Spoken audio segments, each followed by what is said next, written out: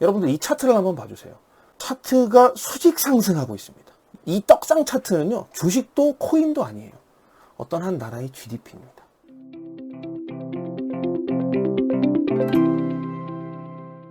국제에너지기구 IEA가 얼마 전에 2028년, 즉 5년 뒤에 석유 시장이 어떻게 될 거냐를 전망한 보고서를 내놨는데, 여기에 보면 향후 10년 동안 글로벌 석유 수요와 공급이 지속적으로 증가할 것으로 예상된다라고 합니다. 아니, 최근에 2차전지 관련된 주식이 1, 2년 새에 10배 이상 주가가 오르고, 사실상 신재생 에너지 시장의 붐이 매일 최절정을 갱신해 나가고 있는 것 같은 이 시기에 석유의 수요와 공급이 계속 증가한다? 뭔가 조금, 공급은 모르겠지만 수요가 계속 증가할 거다라는 내용을 예상하게 된 데는 어떤 내막이 있을 것 같습니다. 그 내막을 한번 살펴보도록 하죠. 향후 10년간 석유 수요의 증가폭은 감소한다. 지금 여기 하늘색 바입니다. 하늘색 바를 보시면 매년 석유 수요의 증가폭은 줄어들겠지만 증가폭이 줄어드는 거지 수요의 증가는 계속된다. 즉 우리는 석유를 계속 많이 사용하게 될 것이다 라는 얘기예요. 그럼 이게 어떻게 가능한지 그 내용 면에서 살펴보면, 먼저 제품군입니다. 지금 보시는 하늘색 선은 가솔린이에요. 차량용 연료로 제일 많이 사용되는 기름이죠. 이 가솔린은 2023년에 절정을 찍고 꾸준히 하락을 해서 28년 이후로는 사실상 마이너스에 도달하게 되는데, 반대로 이 초록색 선 제트유입니다. 항공유예요. 제트 엔진을 탑재한 항공기들이 사용하는 연료인데 이 수요가 폭발적으로 증가합니다. 동시에 파란색 가스오일이라고 돼 있죠. 우리가 일반적으로 디젤이라고 부르는 이 가스오일의 수요도 꾸준하게 증가합니다. 이 가스오일이 선박용 연료로 굉장히 많이 사용되고 있어요. 그러다 보니까 오른쪽에 섹터별로 그 수요의 종류를 살펴보면, 지금 초록색 선이 바로 해상 운송용 연료입니다. 디젤이 많이 사용되고 꾸준히 계속 증가하게 되겠죠. 물론 비중이 크진 않지만. 보라색인 차량용 연료는 지속적으로 하강하게 되고요. 여기서 노란색 항공유가 폭발적으로 증가한다. 즉 우리는 자동차를 전기차화해서 자동차를 운행할 때에 기름은 쓰지 않겠지만, 비행기는 배터리로 비행기를 날게 할 수 있는 기술은 아직 한참 멀었기 때문에 항공 교류가 점점 더 많아질 미래 시대를 생각하면 석유의 수요는 증가할 수밖에 없다, 이런 얘기입니다. 그래서 많은 에너지 전문가들은 신재생 에너지가 완전히 이런 우리의 섹터별 수요를 대체할 때까지 석유는 국제경제의 엔진 역할을 지속적으로 수행할 거다라는 예상을 내놓고 있습니다. 근데 전통적 산유국들에서 뭔가 지각 변동이 일어나고 있어요. 이들의 원유 생산 능력이 감소하고 있는 건데, 첫 번째 러시아를 보시면 2021년부터 현재 22년까지 조사가 완료됐고요. 22년을 끝으로 28년까지 꾸준히 감소한다고 해요. 오펙 플러스 아프리카에 해당하는 나이지리아, 앙골라의 석유 생산 능력도 2020년을 기점으로 마이너스로 전체적으로 모두 돌아서게 되어 있습니다. 마찬가지로 중남미에서도 이 멕시코와 베네수엘라는 전통적인 석유 강국이잖아요. 그런데 이들의 생산량도 꾸준히 감소할 거다. 그래서 베네수엘라는 요즘 많이 심각한 상황이죠. 물론 어떤 시장이 쪼그라드는 문제가 아니라 이들 나라들이 가지고 있는 어떤 경제적이고 정치적인 어떤 이유들 때문에, 러시아는 당연히 전쟁 때문일 거고요. 이런저런 이유들로 석유 생산량이 감소한다. 그런데 석유의 공급은 늘어날 거다. 그 이유가 뭐냐? 인류 역사의 마지막 석유 붐의 주인공들이 나타났기 때문이다 라고 주장합니다. 브라질과 가이아나, 아르헨티나가 사실상 중남미 석유 시장을 뒷받침할 거다 라는 주장의 글을 내놓았어요. 근데 보시면 브라질 같은 경우에는 워낙 오래전부터 꾸준히 생산량을 증가시키고 왔고, 지금 사실상 명실상부 세계 최대 석유 강국 중에 하나입니다. 그런데 가이아나는 좀 뜬금없습니다. 네, 여러분들 가이아나라는 나라의 이름을 처음 들어보신 분들도 많을 텐데, 넌 뭐냐 이겁니다. 자, 여러분들 이 차트를 한번 봐주세요. 차트가 수직 상승하고 있습니다. 이 떡상 차트는요, 주식도 코인도 아니에요. 어떤 한 나라의 GDP입니다. 여러분들 방금 보셨던 그 가이아나입니다. 가이아나가 최근에 돈벼락을 제대로 맞았어요. 가이아나가 어떤 나라인지 먼저 알아보면, 자, 남미의 아주 작은 나라입니다. 자, 수도는 조지타운이고요. 베네수엘라와 수리남, 브라질 그 사이에 위치해 있습니다. 넓은 지도로 보시면 여기 바로 가이아나입니다. 살짝 길쭉하게 개미처럼 생겼죠?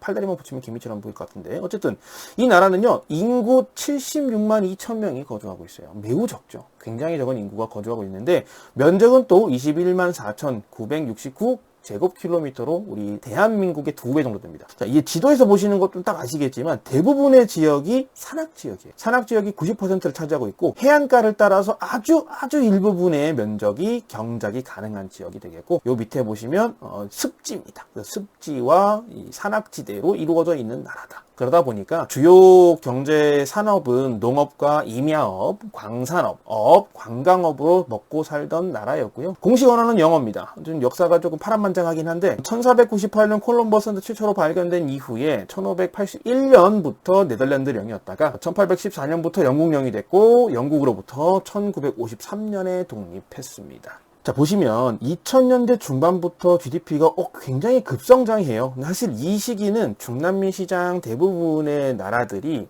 좀 뭔가 혜택을 보고 급성장하던 시기입니다. 물론 이제 2007년, 2008년 금융위기 때문에 많이 휘청하긴 했지만 반등을 이뤄냈는데 이들과 추세를 함께 했을 것으로 보여요. 물론 2020년이 사실 사상 최대 GDP를 기록했던 해였습니다. 그럼에도 불구하고 그때 GDP는 55억 달러에 불과했어요. 한국의 300분의 1에 해당하죠. 1인당 GDP도 6,863 달러, 중남미 40개국 중에 중간 정도 수준이었습니다. 많이 올라왔지만 남미의 작은 나라였습니다. 그런데 앞바다에서 거대한 유전이 발견되면서 사실상 제대로 떡상해버립니다. 2015년 전 세계 최대 석유 기업 중에 하나죠. 엑손모빌이 가이아나 앞바다에 110억 배럴 이상의 원유가 매장되어 있다라고 발표해요.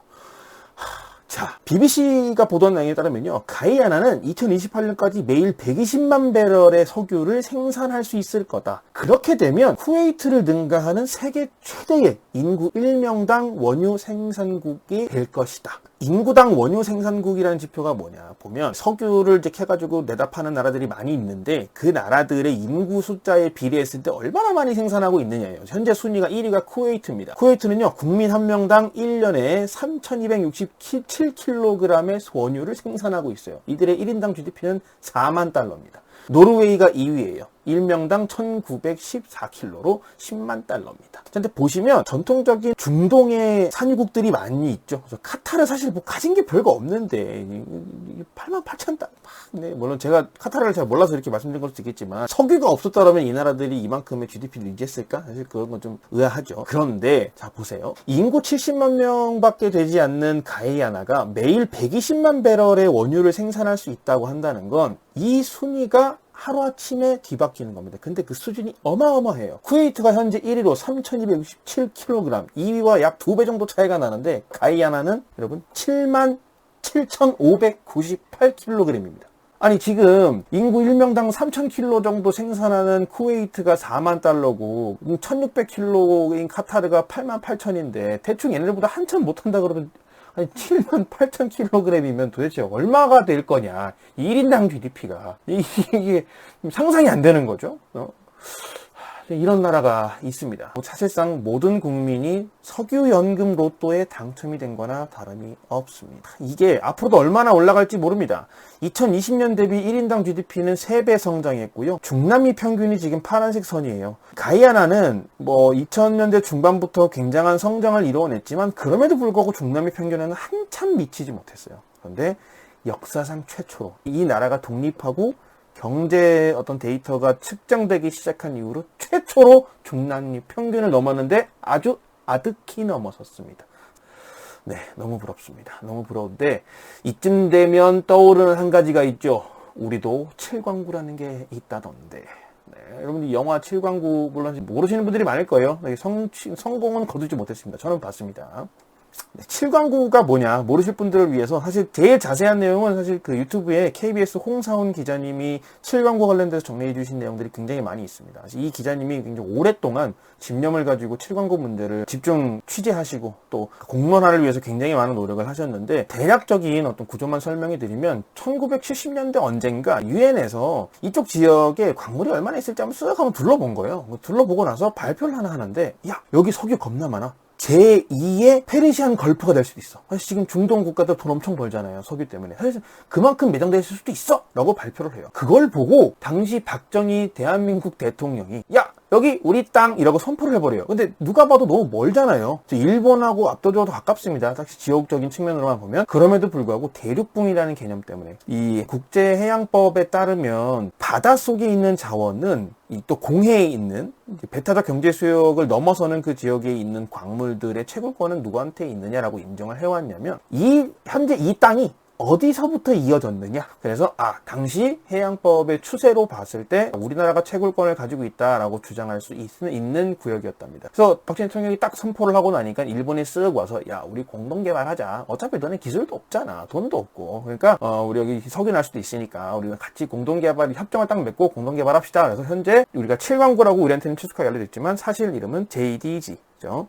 조인트 디벨롭먼트 존이라고 불러야 된다고 해요. 한일 공동개발구역으로 지정을 하고 이 협정이 50년짜리 협정이었대요. 그래서 2028년 이 협정이 종료될 예정인데 종료를 할 때 자, 우리 연장 안 할 거니까 그냥 종료합시다 라고 일방 둘 중에 하나가 선포하면 그냥 종료된다고 해요. 사실 여기를 조사를 안 한 건 아닙니다. 당시 이제 1980년대에 일본의 시추선이 가서 조사를 한번 뿅 했대요. 콕 하면 이제 찍먹을 해본 거죠. 근데 석유가 좀 나왔는지 안 나왔는지 얼마나 있는지도 몰라요. 그런데 어느 날 갑자기 일본이 야 여기 뭐 경제성이 없는 것 같아. 우리 나갈래. 그리고 발을 뺐답니다. 그 뒤로 우리나라는 계속 야 같이 조사해보자 계속 얼마 있을지 모르잖아. 그 뒤에도 야 중국이 여기 이렇게 이쪽에서 석유 계속 캐고 있는데 여기도 있다고 봐야 되지 않냐? 해보자 하는데 계속 안 돼. 가능성 없어. 그랬대요. 현재 그런 모든 추세들을 봤을 때 일본이 이거를 독식하려는 의도가 아니냐. 또 중국은 군사적으로 이 지역을 점령하려고 하지 않겠느냐 이런 여러 가지 복잡한 어떤 이 관계들이 얽혀 있다고 합니다. 이 가이아나의 사례를 보면 우리가 비록 신재생 에너지로 진짜 뭐 곧 조만간 그 미래가 찾아올 것처럼 예상하지만 아직 전기차 이후에 다른 어떤 뭐 전기로 가는 선박, 전기로 비행하는 여객기 이런 것들을 개발할 수 있는 기술이 나올 때까지는 석유의 수요가 계속될 것 같은데 이 7광구를 그냥 이렇게 포기를 해야 하는 건지 뭔가 정부가 공격적인 대처를 해야 되지 않을까 그런 생각이 듭니다. 그래서 여러분들도 한번 이 7광구의 내용에 좀 관심도 좀 가져주시고 저는 앞으로도 계속 중남미와 관련된 흥미로운 사실들도 우리에게 중요한 영향을 미칠 수 있는 그런 이슈들을 좀 더 많이 공부하고 준비해서 좀 좋은 정보 드릴 수 있도록 노력하겠습니다. 감사합니다.